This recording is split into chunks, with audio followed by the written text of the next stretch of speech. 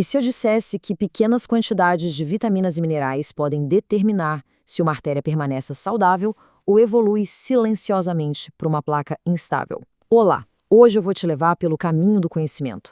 Nós vamos desvendar a guerra silenciosa que acontece dentro das nossas artérias, explorando a complexa e fascinante relação entre os micronutrientes e a saúde do coração.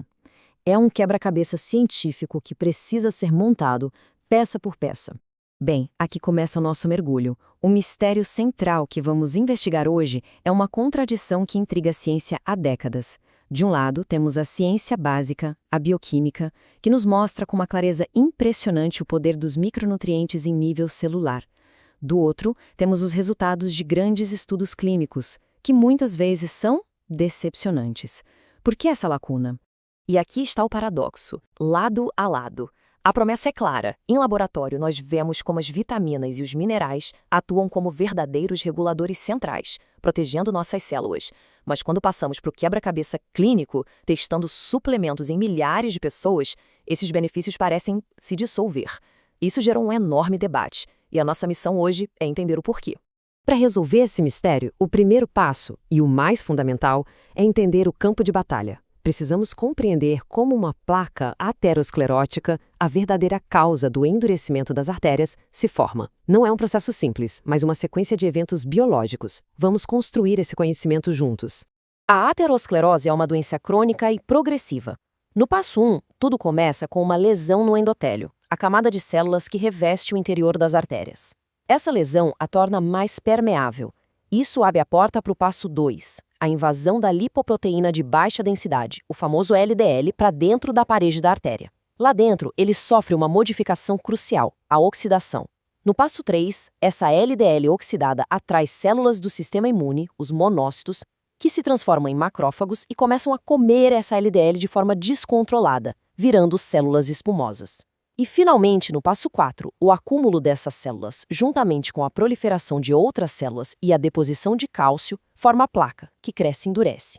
E aqui está um ponto absolutamente crucial. O vilão principal da história não é o colesterol LDL por si só, mas sim sua forma oxidada. Pensa na oxidação como uma espécie de ferrugem molecular. Essa LDL enferrujada, a oxi-LDL, é altamente inflamatória. Ela age como um sinal de perigo, um alarme que recruta todo o sistema imunológico para a parede da artéria, iniciando e perpetuando um ciclo vicioso de inflamação. É esse fogo em câmera lenta que constrói a placa. Ok, agora que entendemos a sequência de eventos, vamos dar um zoom. Vamos mergulhar no campo de batalha molecular dentro da parede da artéria para ver exatamente onde e como os micronutrientes podem intervir em cada um daqueles passos que acabamos de discutir. Este diagrama é o nosso mapa da batalha. Ele ilustra de forma brilhante a complexidade e a genialidade da ação dos micronutrientes. Observem como eles não atuam em um único alvo. Eles convergem para múltiplas vias ao mesmo tempo. Veja, por exemplo, a inflamação. Vitaminas A, D, E, minerais como zinco e selênio, todos eles modulam diferentes pontos dessa via. Eles não agem como um medicamento que bloqueia uma única enzima, mas sim como maestros que regulam a orquestra inteira. Então, os micronutrientes funcionam como um verdadeiro kit de ferramentas bioquímicos, atuando em frentes de batalha críticas. Eles combatem o estresse oxidativo, neutralizando aquela ferrugem celular. Eles acalmam a inflamação ao suprimir vias mestras como a do NF-κB, que é como um interruptor geral para genes inflamatórios. E eles também ajudam a manter a função endotelial saudável, garantindo que nossas artérias permaneçam relaxadas e flexíveis. Agora que vimos o mapa geral, vamos conhecer os jogadores individualmente.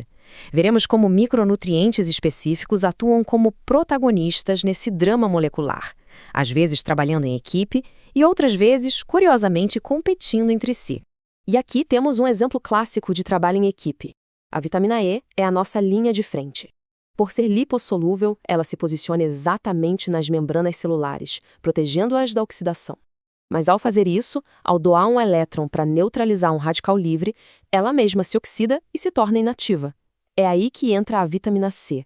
Ela recarrega a vitamina E, doando um elétron e a colocando de volta na batalha. Essa sinergia torna o sistema de defesa muito mais eficiente e resiliente. Este slide nos ensina uma lição fundamental em nutrição, mas nem sempre é melhor. O zinco e o cobre são cofatores essenciais para a enzima antioxidante superóxido dismutase, a SOD. Eles precisam trabalhar juntos. No entanto, eles competem pela mesma porta de entrada no nosso intestino. Um excesso de suplementação com zinco pode, na prática, bloquear a absorção de cobre, criando uma deficiência funcional e prejudicando a atividade da própria enzima que o zinco deveria ajudar. É um exemplo perfeito de que o equilíbrio é tudo. Agora, olhem que mecanismo elegante. O papel da vitamina K aqui é incrivelmente específico. Nossas células produzem uma proteína chamada MGP, que é um dos mais potentes inibidores da calcificação que conhecemos, mas ela é produzida em uma forma desligada, inativa. A vitamina K funciona como a chave que liga essa proteína, através de um processo chamado carboxilação. Somente a MGP ativada pela vitamina K consegue se ligar ao cálcio e impedir que ele se deposite na parede das artérias, mantendo-as flexíveis. E depois de ver todos esses mecanismos poderosos tão claros e tão lógicos, nós voltamos à nossa pergunta central, ao nosso paradoxo. Por que, então, os ensaios clínicos que testam suplementos isolados retornam com resultados tão frequentemente frustrantes? O mistério começa a se dissipar quando analisamos as limitações do design desses estudos.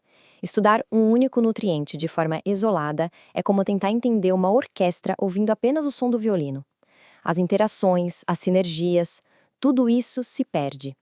Além disso, ignora-se o ponto de partida de cada pessoa, o seu estado nutricional basal e, claro, a famosa curva em U.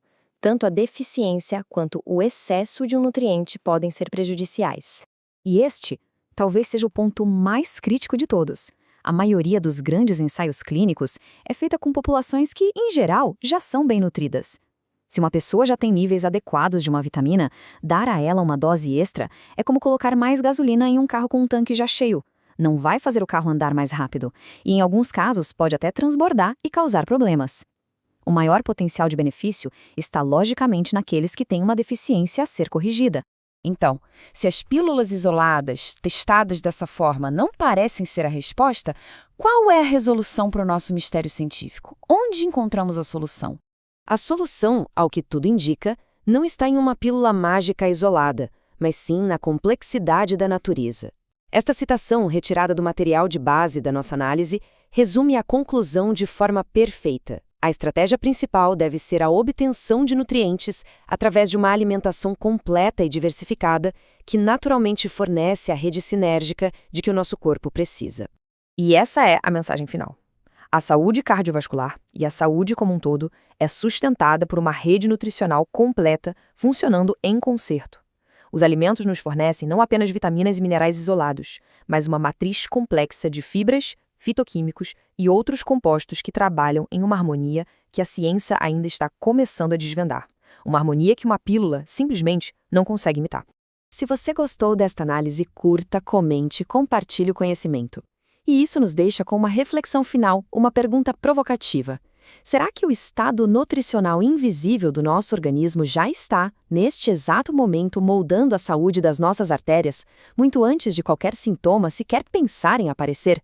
A verdadeira prevenção pode estar acontecendo ou não a cada refeição.